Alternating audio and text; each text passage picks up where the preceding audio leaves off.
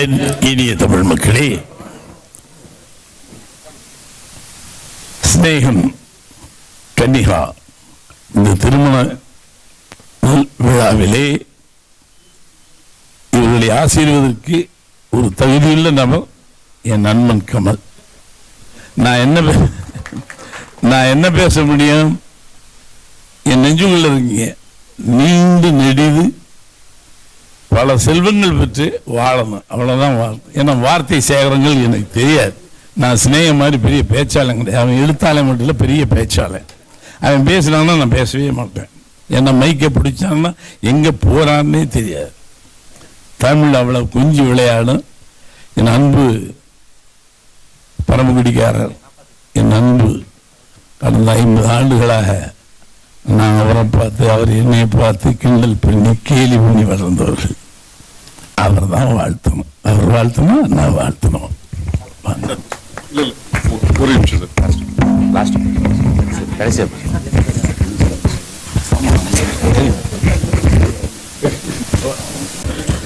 அனைவருக்கும் வணக்கம்.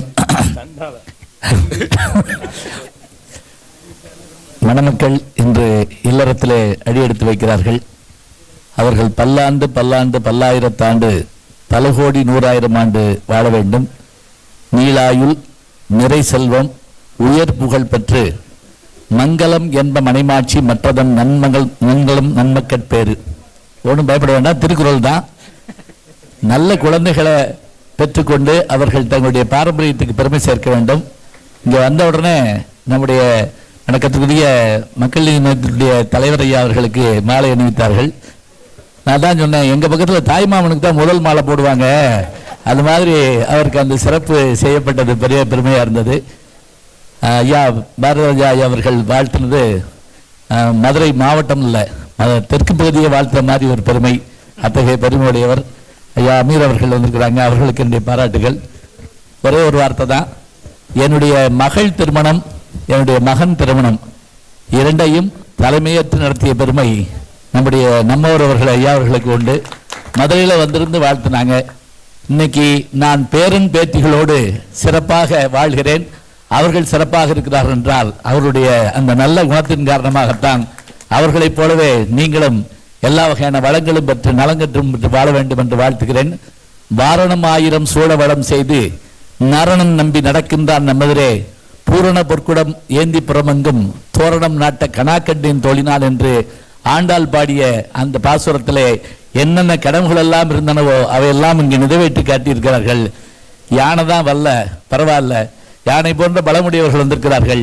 வாழ்க பல்லாண்டு. நன்றி, வணக்கம்.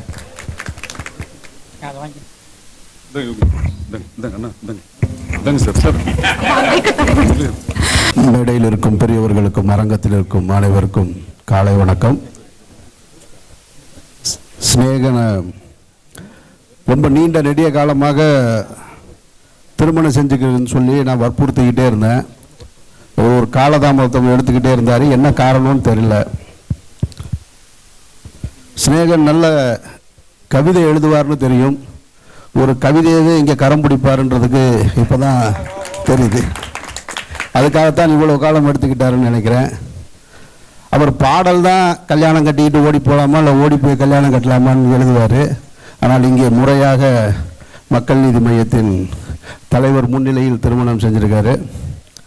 நீங்கள் இருவரும் நல்ல விஷயங்களில் ஒன்று சேர்ந்து தீய விஷயங்கள் விளக்கி வல்ல இறைவனின் ஆசையோடு பல்லாண்டு வாழ வாழ்த்துகிறேன். இங்கே வாழ்த்துற அளவுக்கு நான் இல்லை, பெரிய மனுஷங்க இருக்காங்க. இமயமே சொல்லிட்டாரு, அண்ணன் கமலஹாசனுடைய வாழ்த்து தான் இங்கே சிறந்த வாழ்த்துன்னு. அந்த வாழ்த்தை கேட்பதற்காக நானும் காத்திருக்கிறேன். வாழ்த்துக்கள், நன்றி.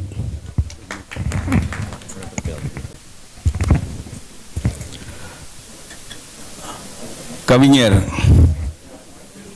ஸ்நேகனுடைய திருமணம் மக்கள் நீதி மையத்தினுடைய தலைவர் கமல் அவர்களுடைய தலைமையில் நடைபெறுகிறது. கமல் வருவதற்காக இந்த திருமணம் காத்திருந்தது. தேர்தல் வந்தது, பிற நெருக்கடிகள், இவற்றின் காரணமாக கமலுக்கு நெருக்கடிகள். ஆகவே ஸ்நேகனுடைய திருமணத்திற்கும் அது நெருக்கடியாக மாறியது. ஆகவே அவரே ஒரு பாட்டு எழுதினார். எனக்கு முன்னால் பேசிய இயக்குனர் சொன்னார், கல்யாணம் கட்டிக்கிட்டு ஓடி போகலாமா, ஓடி போய் கல்யாணம் கட்டிக்கலாமா என்று சொல்லி சிநேகன் எழுதுவார், வாழ்க்கை அப்படி இல்லை என்று சொன்னார். ஆனால் இது ஒரு முறை நான் ஒரு பட்டிமன்றத்திற்கு தலைமை வைத்த போது தமிழ் பண்பாடே சீரழிந்து விட்டது என்றும் நம்முடைய பெண்களெல்லாம் பெண் பிள்ளைகளெல்லாம் எப்படி நாம் திரைப்படம் பார்த்துவிட்டு இதுபோல் நடந்து கொள்வார்களே ஆனால் நம்முடைய குடும்பம் என்ன ஆகும் என்று ஒருவர் பேசினார். நான் சொன்னேன், இதில் என்ன பெரிய பண்பாட்டு சறுக்கல் இருக்கிறது, சங்க இலக்கியத்திலேயே ஓடிப்போய் திருமணம் செய்து கொள்கின்ற முறை இருக்கிறது, அதற்கு உடன்போக்கு என்று பெயர். சொல்லைத்தான் சிநேகன் மாற்றியிருக்கிறாரே தவிர சங்ககால நடைமுறையைத்தான் அவர் தன்னுடைய பாட்டில் கொண்டு வந்திருக்கிறார். ஆகவே ஓடிப்போய் திருமணம் செய்து கொண்டாலும் சரி, திருமணம் செய்து கொண்டு ஓடினாலும் சரி, இது உடன்போக்கு என்று சங்க இலக்கியத்திலே பெருமையாக பேசப்படுகிறது. அதை களவு மனம் என்று சொல்வார்கள். திருமணத்திற்கு முன்னாலேயே காதலிப்பவர்கள் உறவு கொள்வதை கூட தமிழ் பண்பாடு மறுக்கவில்லை. அது கற்பில் முடிய வேண்டும், திருமணத்தில் முடிய வேண்டும் என்று வலியுறுத்தியதே தவிர களவு மனத்தின் வழியாக கற்பு மனம் வர வேண்டும், அது வரையறைக்குள் வர வேண்டும் என்றுதான் தமிழ் இலக்கியம் சொன்னது. அதைத்தான் நம்முடைய நண்பர் சிநேகன் தன்னுடைய நடையிலே சங்க பண்பாட்டை தன்னுடைய நடையிலே நிகழ்காலத்திற்கு ஏற்ப அவர் சொன்னார். 2500 பாடல்கள் எழுதியிருக்கிறார் என்பது எனக்கு மலைப்பாக இருந்தது. இந்த பாடலை இவர் எழுதினார் என்று இவர் சொல்லித்தான் எனக்கு தெரியும். ஏனென்றால் இவர் பெரிய விமர்சனத்திற்கு உள்ளானார். அது இன்றைக்கும் பிழையாக விமர்சிக்கப்படுகிறது. ஆனால் தமிழ் பண்பாட்டுக்கு உகந்ததுதான் என்று இதை நான் சொன்னபோது அதை நான் தான் எழுதினேன் என்று இவர் சொன்னார். ஆகவே இது ஒரு காதல் மனம், அது ஒரு கலப்பு மனமும் கூட. ஆகவே காதல் என்பது 3000-4000 ஆண்டுகளுக்கு முன்பு காதல் இருந்திருக்க முடியாது. ஆண் பெண் உறவு எப்பொழுதும் இருந்திருக்க முடியும், இதுவரை காதல் இருந்திருக்க முடியாது. 15 வயதிலும் பெண் சமைந்தவுடனும் ஏற்படுகின்ற உறவு பொருளாதார நெருக்கடிகளின் காரணமாக தள்ளி போய்கொண்டே வந்த காரணத்தினால் 30 வயது 32 வயதில் திருமணம் செய்து கொண்ட நிலை ஏற்படுகின்ற போது அது இயல்பாக நடைபெற வேண்டிய உறவுகள் எல்லாம் கனவுகளிலே நடைபெறுகின்றன. ஆகவே அது காதலாக மாறுகிறது. காதல் என்பது ஒரு வகை ஏக்கம். நிகழ வேண்டிய நிகழ்வுகள் காலத்தோடு நடக்காத காரணத்தினால், பொருளாதார நெருக்கடிகள் பிறவற்றின் காரணமாக காலம் தள்ளி போகிற காரணத்தினால் பல காலம் கனவுகளிலேயே அவர்கள் வாழ்கிறார்கள். அது காதலாக மாறுகிறது.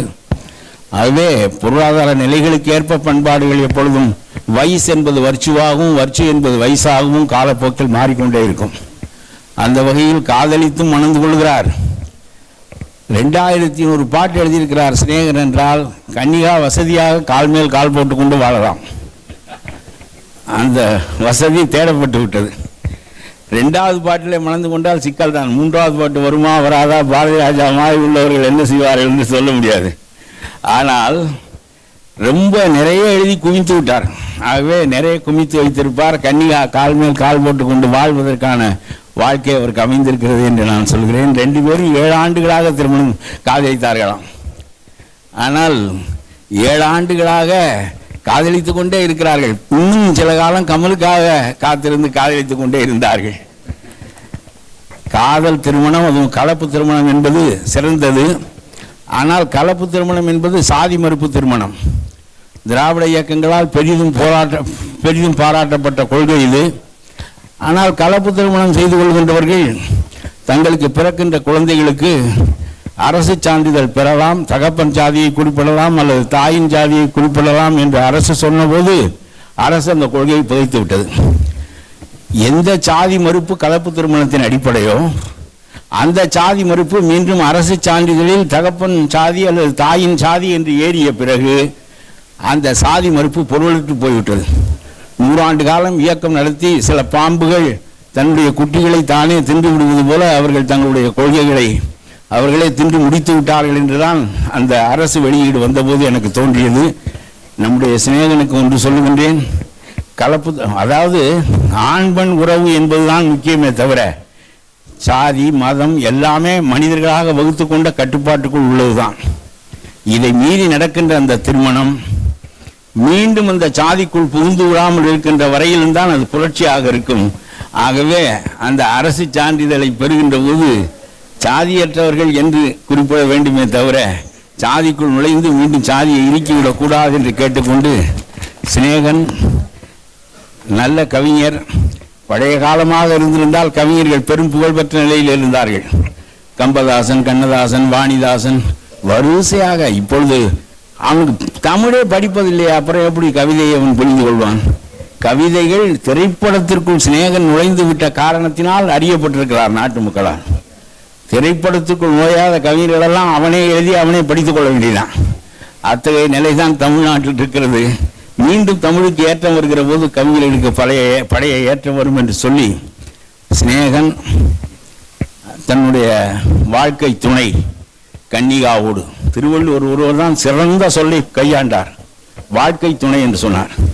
நண்பர்கள் சில காலம் துணையாக இருப்பார்கள், பெற்றவர்கள் சில காலம் துணையாக இருப்பார்கள், அண்ணன் தம்பிகள் சில காலம் துணையாக இருப்பார்கள். வாழ்க்கை முழுவதற்கும் துணையாக இருக்கின்றவள் மனைவி என்கின்ற காரணத்தினால் இவனுடைய ஏற்றத்தில் ஏறி இவனுடைய இரக்கத்தில் இறங்கி இவனுடைய கையை பிடித்தவள் மரிக்கின்ற வரையில் இவனுடைய கையை பிடித்துக் கொண்டிருக்கின்ற அந்த நிலை காரணமாக வாழ்க்கை முழுவதற்கும் நீண்ட துணை இவள் ஒருத்தியே என்று கருதி வாழ்க்கை துணை என்றே மனைவியை அழைத்து அதற்கு ஒரு 10 திருக்குறள் எழுதினார் வள்ளுவர்.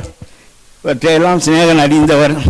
மிகச்சிறந்த பாடல்களெல்லாம் எழுதியிருக்கிறார். நான் அவற்றையெல்லாம் எடுத்துக்கொண்டு வந்தேன். நேர நெருக்கடியில் இவற்றையெல்லாம் சொல்ல முடியாது என்பதனால் சிநேகனும் அவருடைய வாழ்க்கை துணைவி கன்னிகாவும் நெடிய வாழ்வை, சிறந்த வாழ்வை, தமிழ் பண்பாட்டிற்கேற்ற வாழ்வை மேற்கொண்டு அந்த குடும்பம் பல்கி சிறக்க வேண்டும் என்று வாழ்த்தி விடைபெறுகின்றேன். வணக்கம்.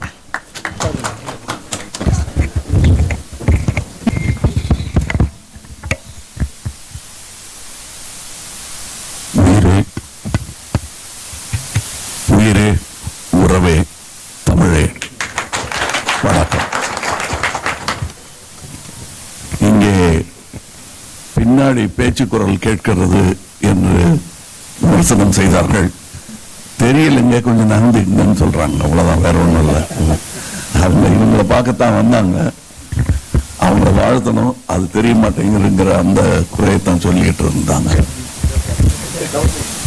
மத்தளம் கொட்ட உயிரி சங்கம் என்றுத முத்துடைத்தான் நிறைதாழ்ந்த பந்தற்கீழ் என்று சொல்வார்கள். அதுபோல் இங்கே வந்த முதல் வரிய முனைவர் எடுத்து கொடுத்தாரு. அடுத்த வரி ஞாபகம் எனக்கு. மைத்துனன் நம்பி மதுசூதனன் கைத்தலம் மற்ற கனா கண்டுகிட்டு இருந்தாங்க ஒரு வருஷமா. தாமதப்பட்டதுக்கு காரணம் மாப்பிள்ளை மட்டும் இல்ல, அதை மாமன் உறவு என்று சொன்னார்கள். நானும் தான் மன்னி கேட்க வருகிறேன். அதாவது நான் இன்னொரு வருஷம் லேட் பண்ணிட்டு தான் அவரு பாட்டு நிஜமாயிருக்காங்க. அதாவது ஓடி போய் கல்யாணம் தான் கட்டிக்கலாமா, இல்ல கல்யாணம் கட்டிட்டு ஓடி போலாமாங்கிற அந்த இதுக்கு தள்ளப்பட்டிருப்பார்கள். அவர் எழுதிய பாட்டு இங்கே பேச்சு பொருளானது போல் என் பாட்டும் பேச்சு பொருளாக வேண்டும் என்று ஒரு வரி உங்களுக்கு சொல்லி அதையே வாழ்த்தாக சொல்லுகிறேன். நாம் வாழ்ந்த வாழ்வுக்கு சான்றாவது இன்னொரு உயிர் தான் அடி. அந்த உயிர் உங்கள் வாழ்க்கையில் விரைவில் வர வேண்டும் என்பதுதான் என்னுடைய வாழ்த்து. இந்த திருமணத்தின் பொருளும் நம்முடைய பாப்புலேஷன் அர்த்தமும் அதுதான். அந்த உயிரும் இங்கே கையில் தவழ்ந்திருக்கும் எங்களுக்கு. அதனால அதையே நான் வாழ்த்தாக சொல்லுகிறேன். 16 என்பது பிள்ளைகளின் கணக்கல்ல, வேறு சில சௌகரியங்களின் கணக்கு. அளவோடு பெற்றுக்கொண்டு அவர்களை நன்றாக படிக்க வைத்து அவர்களை இந்த நிலையில் நீங்கள் பார்த்து சந்தோஷப்பட வேண்டும் என்பதுதான் என்னுடைய வாழ்த்து. நன்றி.